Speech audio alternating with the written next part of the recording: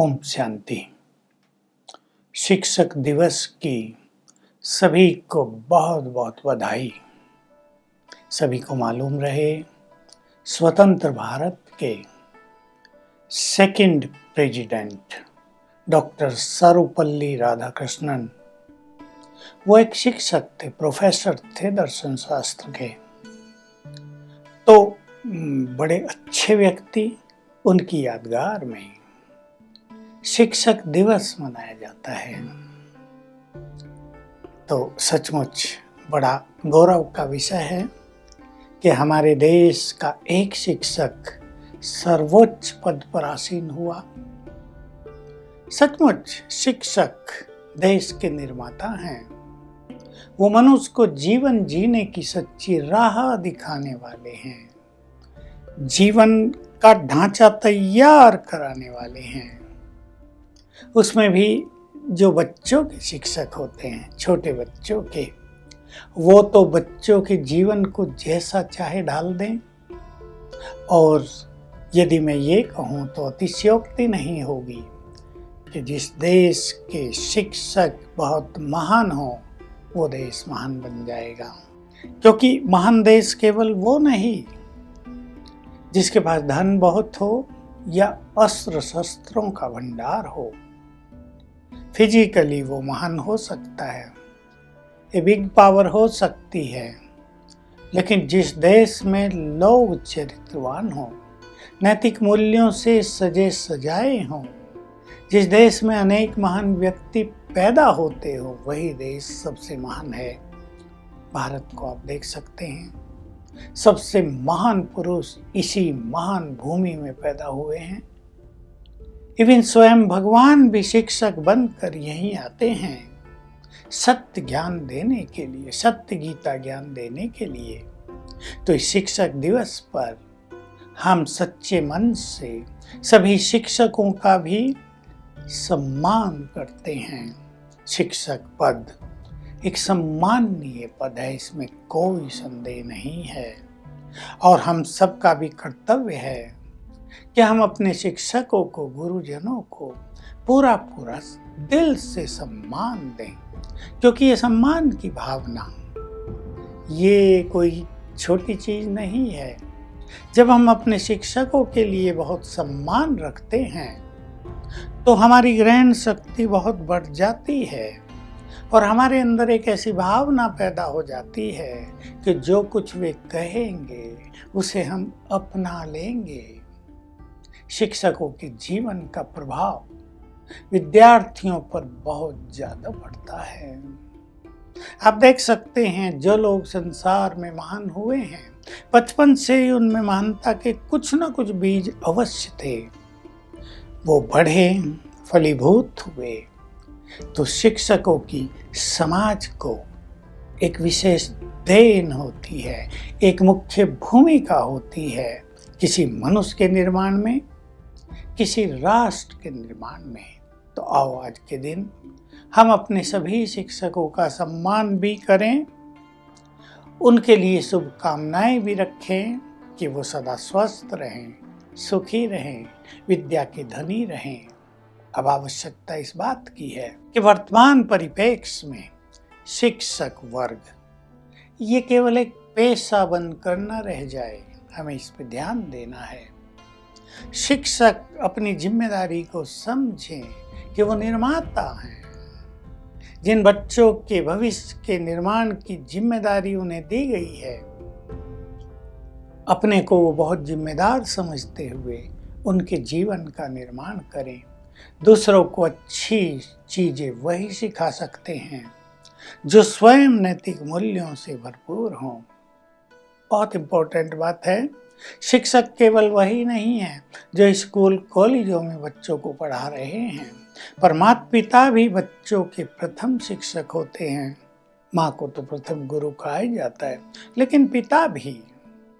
जो कार्य आज हम सीख रहे हैं, जो हमारे सम्माननीय प्रधानमंत्री ने आत्मनिर्भर भारत का एक नारा दिया है देशवासियों को, और बहुत लोग इसमें लग गए हैं। भिन्न भिन्न तरह की कलाएं सिखाने वालों को भी शिक्षक ही कहा जाता है। एक व्यक्ति दूसरों को म्यूजिक सिखाता है, वो म्यूजिक का शिक्षक ही तो है, टीचर ही तो है। डांस सिखाने वाले भी तो शिक्षक ही हैं। और भी छोटे छोटे काम जो समाज में चल रहे हैं, जिनके बिना समाज का कार्य नहीं चल सकता। उदाहरण के लिए आपको एक मकान बनाना है, उसमें कितने योग्य व्यक्तियों की जरूरत पड़ती है। अगर आपको एक सुंदर मकान बनाना है तो योग्य कारीगरों की जरूरत है, तो योग्य शिक्षकों की जरूरत है। तो हर फील्ड में जो लोग मनुष्यों को शिक्षाएं दे रहे हैं, कुछ सिखा रहे हैं, वे सब शिक्षक हैं और आज के दिवस पर उनका भी सम्मान है। तो हम सभी अपने शिक्षकों का सम्मान करते हुए उनके सुंदर चरित्र से कुछ ना कुछ सीखते चलें, अच्छी चीजें सीखें जो जीवन भर हमें काम आए। वास्तव में एजुकेशन को विद्या कहना ही यथार्थ उसका अर्थ निकालना है, केवल इंफॉर्मेशन नहीं। पर कुछ लोग ऐसा कहते हैं कि आज की एजुकेशन केवल इंफॉर्मेशन बनकर रह गई है, लेकिन हम इसे विद्या बना लें जो मनुष्य के विवेक का विकास करे, जो उसके चरित्र का विकास करे, जो मनुष्य को सच्चा मनुष्य बना दे। इसमें शिक्षकों की, टीचर्स की अहम भूमिका है कि वो इस शिक्षा को, इस एजुकेशन को विवेक शक्ति में परिवर्तित कर दें, ताकि हमारे देश में पुनः महान व्यक्ति उत्पन्न हो। केवल महान नेता नहीं, महान व्यक्तियों की भी समाज को आज बहुत जरूरत है। इसके लिए शिक्षकों को आचरण की दृष्टि से, नैतिक मूल्यों की दृष्टि से बहुत ही आदर्श जीवन जीना चाहिए। अब देख लीजिए, एक शिक्षक यदि क्लास में क्रोध बहुत करता है तो बच्चे डर तो जाएंगे। और आजकल अगर बच्चों को डरा दिया जाता है, अगर उनके अंदर भय पैदा कर दिया जाता है, तो उनके भावी जीवन पर एक बुरा गहरा प्रभाव पड़ जाता है। दूसरा, शिक्षक के लिए भी एक बुरी भावना बच्चों में पैदा हो जाती है। तो शिक्षकों को बहुत स्वीट, बहुत नम्र चित्त, माँ बाप की तरह व्यवहार करना चाहिए, ताकि बच्चों को प्यार दे देकर वो उनके जीवन का निर्माण कर सके, उनकी बुद्धि का विकास कर सके। हमें ये भी ध्यान देना है। अपने शिक्षक वर्ग से मैं कहूँगा कि आप सभी व्यसनों से बचकर रहें। व्यसन जो जीवन को एक नेगेटिव राह पर ले जाते हैं, और आजकल के व्यसन जो पहले व्यसन थे ना, उनसे कुछ हटकर भी आजकल के व्यसन हो गए हैं। बहुत ज़्यादा लैपटॉप पे रहना, गलत साइट्स पे जाना। यदि ये आदत किसी भी शिक्षक को पड़ जाती है तो उसकी मेमोरी पावर, उसकी विवेक शक्ति डाउन होने लगती है, और इसका सीधा प्रभाव बच्चों के चरित्र पर पड़ता है। तो आइए हम ऐसे शिक्षकों का निर्माण करें जो चरित्र से संपन्न हो, जिनका जीवन विद्यार्थियों के लिए आदर्श हो। जब एक शिक्षक क्लास में पहुंचे तो उसके पहुंचते ही बच्चों में एक नई उमंग, उत्साह आ जाए, बच्चों को एक सुंदर जीवन जीने की प्रेरणा मिलने लगे, और उन्हें लगे शिक्षक हो तो ऐसा हो, उसका पढ़ाने का तरीका भी इतना सुंदर हो जो बच्चों की बुद्धि का विकास करे। तो सचमुच विद्यार्थियों का बड़ा भला होगा, कल्याण होगा। और जैसे आजकल भी अनेक विद्यार्थी उच्च पदों पर पहुंच रहे हैं, उसका श्रेय कहीं ना कहीं योग्य शिक्षकों को भी जाता है।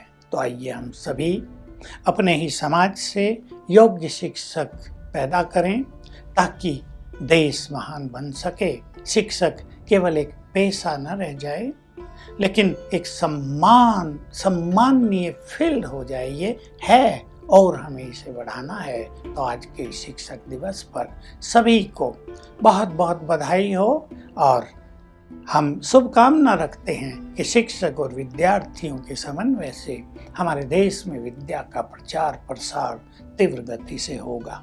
ओम शांति।